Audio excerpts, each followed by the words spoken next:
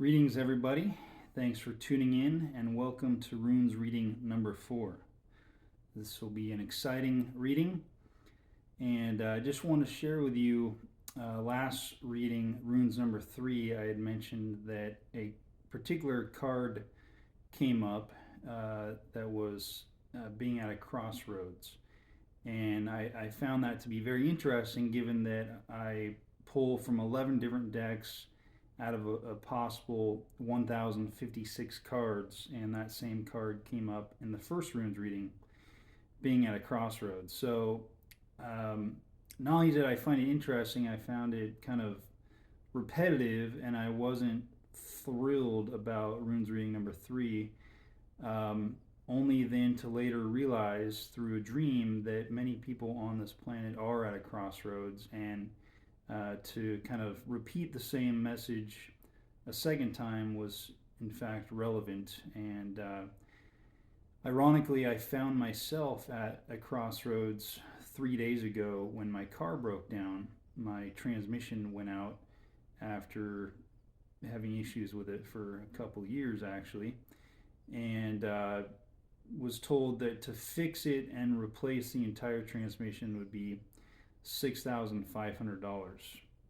Now, I was only a couple years from paying the car off, and I definitely wasn't thrilled about the news. I actually considered spending the $6,500 to replace the transmission, but after meditating on it and contemplating about it, I went with the decision to trade the car in for a minimal value and get a brand new car at a slightly higher car payment rate. So, anyhow, it all worked out, and I was certainly at a crossroads of decision making as to whether I was going to repair the vehicle or get a new one. And turns out I'm easily able to remove a couple habitual monthly expenditures to make up for the increased car payment. So, one of those examples of do I go down road A, road B, or what have you. So it was being at a crossroads was a relevant message, and that being said, just wanted to now share with you runes reading number 4. So runes reading number 4 today is July 5th, 2025, one day after 4th of July. The numbers associated with this reading are 5555, 1111, or in other words 1111, 333, and 999. By shifting one's source of motivation from external acceptance, validation, and conformity to instead an awakened passion that is ignited by authentic inspiration and emotional self-sovereignty, you then unleash the fertile possibilities of positive life changes, dreams fulfilled, and greater opportunities for peace and joy in your life. In doing so, you realign your perception of self as a beacon of light, seeing your own eternal perfection within, as well as reestablishing the fluidity of your inner divine feminine and inner child rather than resisting change in life. So I'm going to read that one more time just to reiterate. So by shifting one's source of motivation from external acceptance, validation, and conformity, and instead to an awakened passion that's ignited by authentic inspiration and emotional self-sovereignty, you then unleash the fertile possibilities of positive life changes, dreams fulfilled, and greater opportunities for peace and joy in your life. So I'll just read that part again. So, anyhow, first off, there's a great book that I once read called Power versus Force.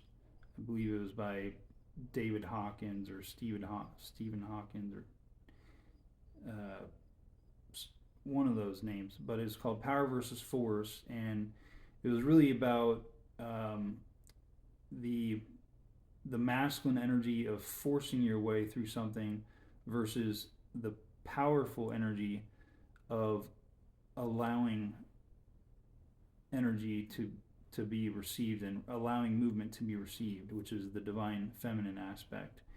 So as you go through life and you're trying to find inspiration for your next move, your next decision, your next action step, rather than doing so according to other people's wishes or, you know, perceptions of acceptance of your life and how you live your life, instead really going down to your core and finding what inspires you in terms of following your heart, what brings about maximum joy and peace. And that's power. That's not force. That's power. That's tuning into your divine feminine aspect and your inner child aspect, and really going with what inspires from the heart and from love, and that really creates the ultimately the most powerful momentum, as opposed to a contrived motivation to, you know, do something in your life. So and then, yeah, there's fertile possibilities. There's unlimited possibilities of what can transpire and shift in your life when changes are made, instead of, again, doing the same thing over and over again. Um, Incredible opportunities to cultivate joy and peace in your life. So, yeah, and then by following your heart and by following your inspiration and your true authentic core, then you are being a light holder, a beacon of light, because you're living love and you're not making your decisions based out of fear or trying to please others. And you see the perfection within you, the eternal perfection within you, that is of your soul and that is connected and one with spirit, with source, with God.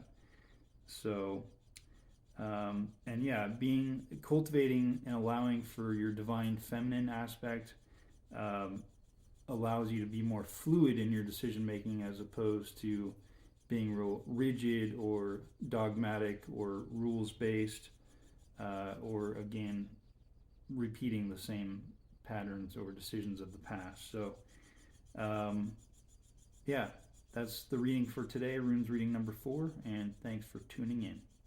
Thank you.